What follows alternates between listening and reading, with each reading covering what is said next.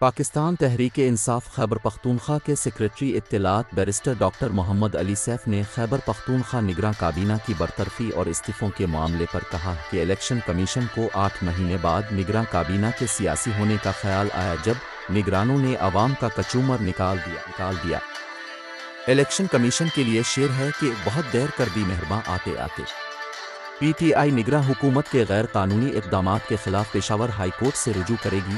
اپنے ایک بیان میں بیرسٹر ڈاکٹر محمد علی سیف نے کہا نگراں کابینہ کی سیاسی وابستگی کا علم ہونے کے بعد بھی الیکشن کمیشن 8 مہینے سب پی کے سوتا رہا۔ نگراں حکومت خیبر پختونخوا کی تاریخ کی بدترین، نااہل اور کرپٹ حکومت تھی۔ نگراں کابینہ کو پی ٹی آئی کو ختم کرنے لایا گیا تھا مگر یہ خود ہی ختم ہو گئے۔ نگراں کابینہ کا مقصد مولانا کے لیے راہ ہموار کرنا تھی مگر مولانا اپنے ہی گڑھے میں گر کر ٹانگ ٹوٹ چکی ہے۔ مولانا فضل الرحمان نے ان 8 ماہ میں کرپشن کے ریکارڈ قائم کر کے اپنی پارٹی کی بدنامی کروائی۔ متھرا اور حویلیہ میں عوام نے مولانا اور نون لیگ کو آئینہ دکھا دیا، واضح پیغام دیا کہ عوام تحریک انصاف کے ساتھ ہے۔